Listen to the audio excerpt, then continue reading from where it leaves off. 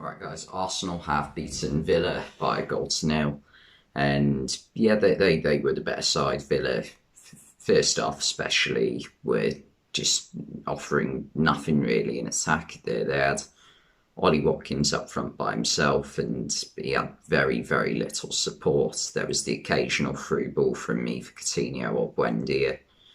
But other than that, he was just working hard, but nothing was coming from anything because, he was stranded. Like Gabriel and Ben White had him in their back pockets because he was getting no help. He was working hard, but there was nothing he could do.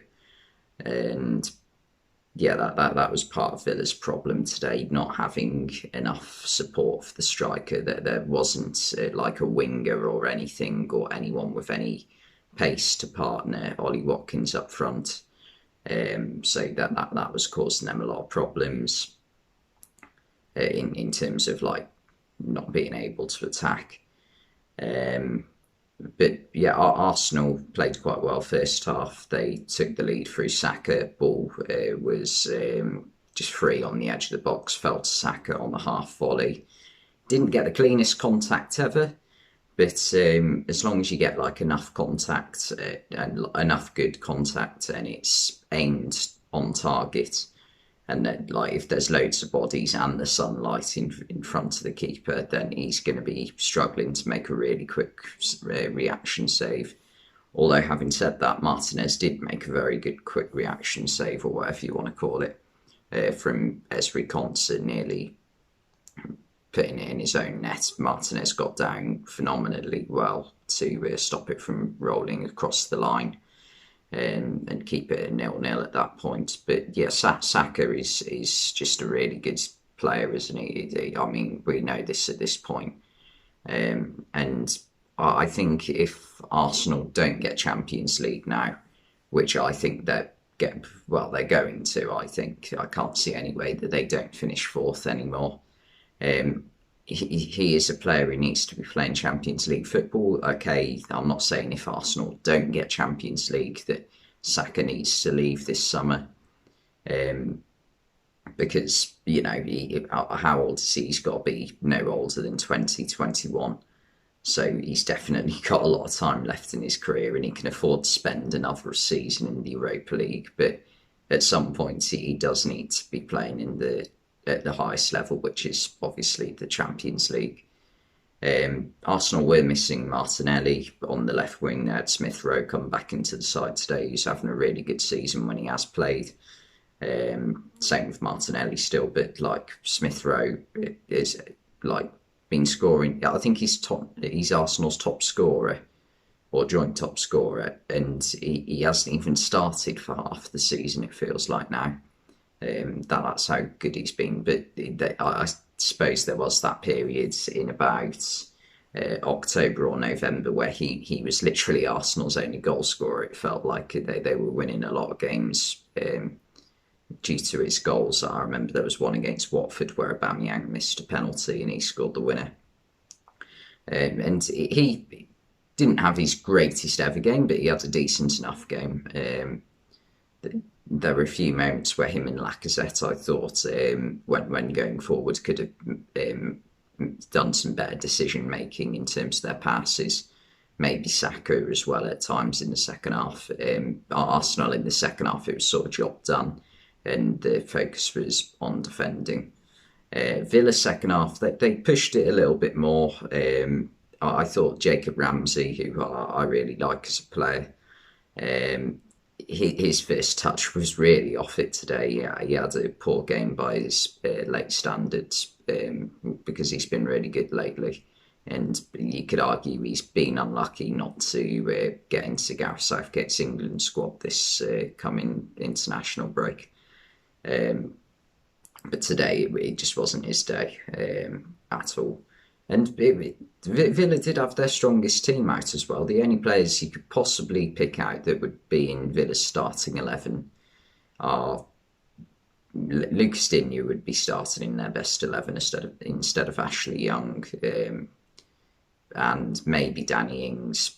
Well, Danny Ings was on the bench, but maybe he's probably better off starting instead of Buendia, in my opinion. Because I feel like whenever I've watched Villa since Coutinho's joined the club, it's a similar problem that Barcelona had. Like when you play Coutinho alongside another similar creative player, in Barcelona's case, it's Lionel Messi, that the greatest player ever. Um, like it causes a bit of a problem because they start to get in each other's way. So um, I think Villa are better off picking either one or the other for the moment anyway, and then trying to work around that. But that's how they've been playing well recently, isn't it? With Ings, Watkins up front, and then Coutinho and Ramsey in behind. Because Ramsey's not really a creative number 10 player, he's more of a box to box attacking number 8 who is more a finisher rather than a creator. So that's what he's more suited to, in my opinion. Yeah, but it's another 3 points for Arsenal and a game lost for Villa that, at this point, it's not the end of the world, really, is it? That they're not. Other than maybe Conference League, then they're not going to get a European spot. It's just going to be a mid-table finish, and they've got to just try and improve next year, and then next year try and challenge for a European spot. I don't think they're miles away, Villa. If they can sign Coutinho permanently, and maybe what else would they need to improve? Maybe a top centre back, well, not a top centre back, but a better centre back than maybe Tyrone Mings to partner Ezri Konsa at the back. Then I think that'd be an improvement.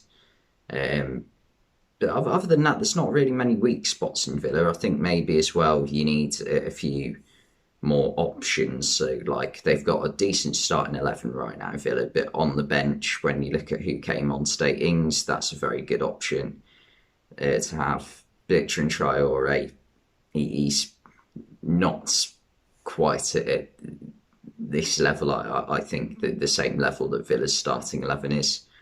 And who else came on for Villa? There was someone else. Oh, Liam Bailey, who, we haven't seen the best of yet. He did very well in Germany for Leverkusen, but has been blighted by injuries so far in the Premier League. So I think it's a bit unfair to judge him after about 10 appearances he's had for Villa so far. I don't think he's had any more than that, to be honest. So yeah, Villa are definitely a team on the up. So are Arsenal. And it wasn't a thriller today, but it was still a decent lunchtime's entertainment, if you will.